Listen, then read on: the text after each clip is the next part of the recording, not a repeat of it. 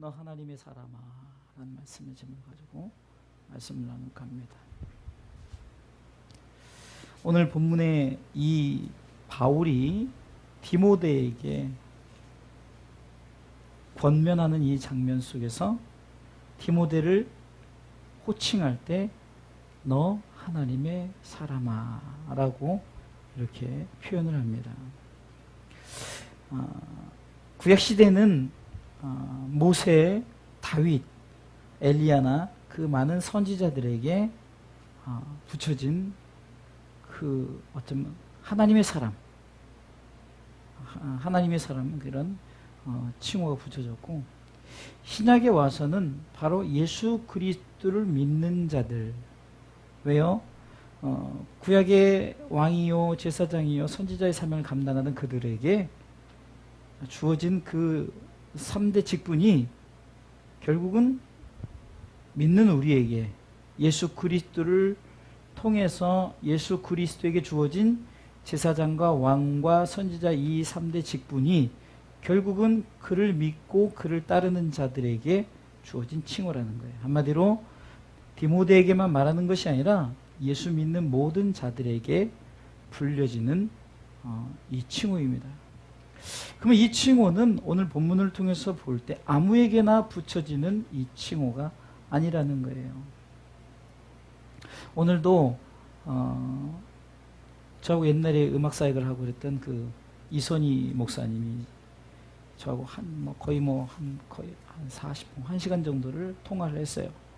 그 통화를 하면서 그 목사님도 저처럼 음악으로 사역을 했었고, 또 처음에 음악으로 이렇게 어떤 그 자기 그 달란트를 가지고 시작을 했었어요. 근데 그분이 저와 통화를 하면서 한마디로 계속 말하는 게 뭐냐면은, 목사님 오직 예수밖에 없습니다 라고 말을 하는 거예요. 예수를 말해야 되고, 예수를 말할 때는 그분의 십자가, 그것을 얘기해야 되고, 그분의 십자가를 통해서 우리한테 주어진 복이 뭐냐? 바로 하나님 나라죠. 그래서 그런 얘기를 하면서 그 목사님하고 참 코드가 맞았어요. 정말 그 목사님이 요즘에 자기 교회는 불신자들이 이렇게 오는데, 불신자들이 정말 그 말씀을 스폰지처럼 듣는데, 그러니까 그전에는 어떤 자기 테크닉을 가지고 막 이렇게 하려고 했었는데,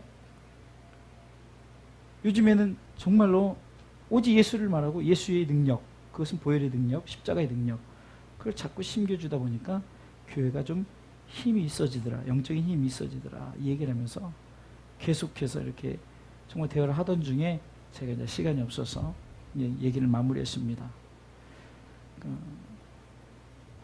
정말 이 시대에 하나님의 사람이 해야 될 일이 무엇일까요? 하나님의 사람이 외쳐야 될 그 말씀이 무엇일까? 하나님의 사람이 가져야 될 것이 무엇일까? 오늘은 이 바울이 디모데에게 하는 이 말씀이 이 시대 예수를 믿는 그리스도인들에게 하시는 하나님의 말씀으로 생각하고 이 말씀을 귀 기울여 들으시기 바랍니다.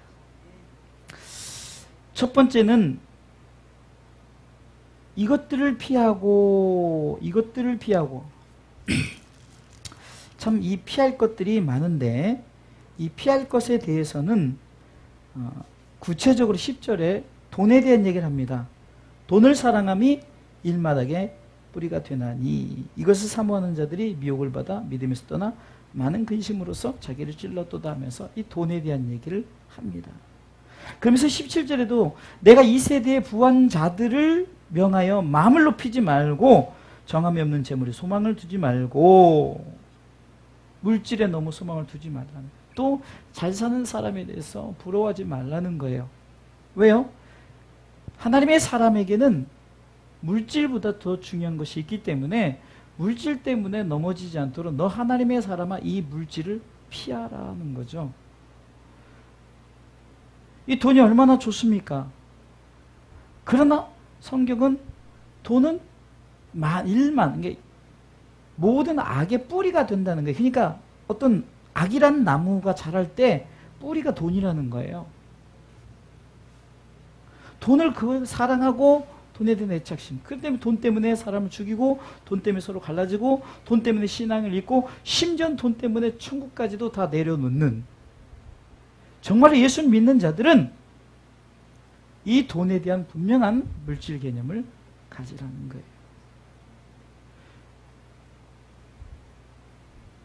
오늘 새벽에도 제가 말씀드렸나요? 이 말씀을 드리지 않았습니까? 우리가 예수님께서 가난하게 되심은 우리를 부하게 하시려고 그러면 여기서 말하는 가난하게 되심이 정말로 우리의 가난함, 이 가난함을 얘기한 것은 아니에요.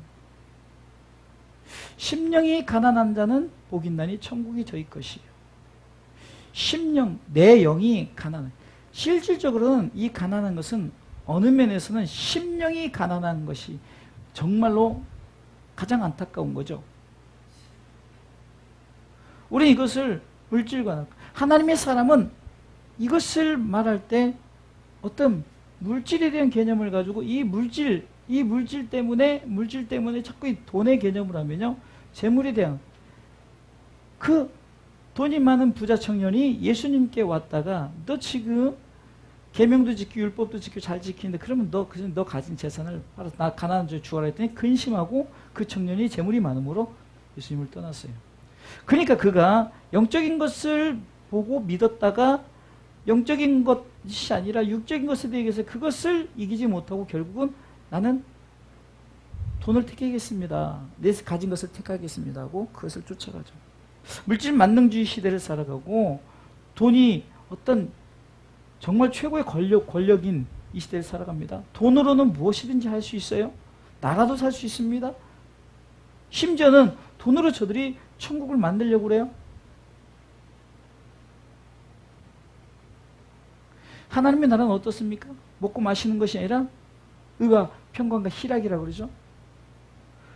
그런데 그것을 물질로 해결을 하려고 그래요.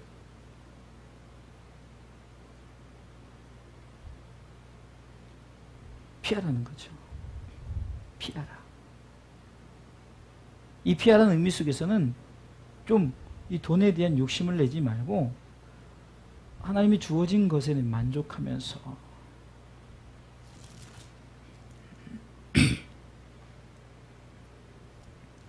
바울이 오늘 본문의 6절에도 그러나 지족하는 마음이 있으면 경건이 큰 유익이 된다 이렇게 말해요. 지족. 내가 정말로 어떤 것에 만족해야 돼요. 정말 내가 어떤 것에서도 감사해야 돼요. 피하라는 것은 그것이 하나님의 사람에게 유익이 되지 않기 때문에 피하라는 거죠. 하나님의 사람이 부동산을 가지고 또 돈 있는, 유용할 수 있는 이런 돈을 가지고 무엇을 위해서 써야겠어요?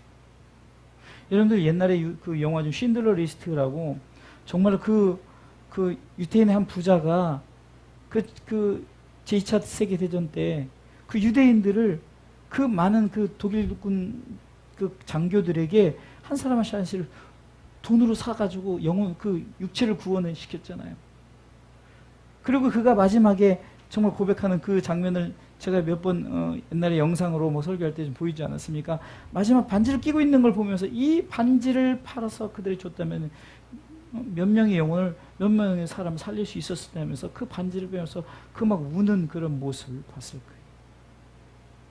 하나님께서 물질을 주신 것은 하나님의 사람들, 곧 예수 믿는 자들에게 물질을 주신 것은 그것을 가지고 너희는 먼저 그의 나라와 그의 의를 구하라. 하나님의 나라와 하나님의 의를 위해서 쓰라고 주신 거예요. 자기를 자랑하고 자기를 나타내려고 쓰는 것이 아니에요.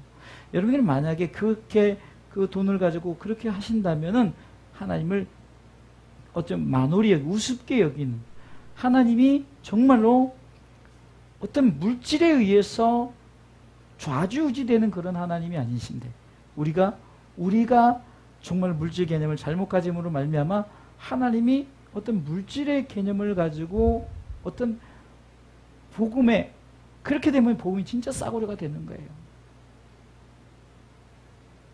오늘도 조창기도 때 마태복음 16장 20절에 온 천하를 얻고도 생명을 잃으면 무슨 유익이 있을까? 여기서 말하는 생명이 지금 우리가 살아 숨쉬는 생명이 아니에요. 우리가 온 천하를 얻고도 성경에서 말하는 영생을 얻지 못하면 무슨 유익이 되는 거죠? 우리 그거를 단순히 정말로 1차적인 세상에 살면서 사람들 그 목숨을 가지고 얘기하는 거예요. 모든 것이 눈을 뜨고 보면은 다 영적인 그 하나님의 메시지예요. 그렇기 때문에 피하세요. 물질 좋죠. 뭐 솔직히 물질 좋죠. 그러나 이것에 너무 집착해 보면은 결국은 그것이 하나님의 사람을 망가뜨리게 되고 타락하게 만들어요. 천주교도 그랬고요. 지금 기독교도 그렇게 되어져 가고 있고 큰 교회들도 어떻게 하면 헌금을 거둘까 그냥 혈안이 되어 있어요. 정말 하나님의 사람은 물질관념을 분명히 갖고 이 물질이 하나님의 영광을 위해서 쓰여질 수 있도록 정말로 하나님의 사람으로서 반드시 이 물질이 된 정결함과 깨끗함을 가지고 나가시길 주님의 이름으로 축원합니다.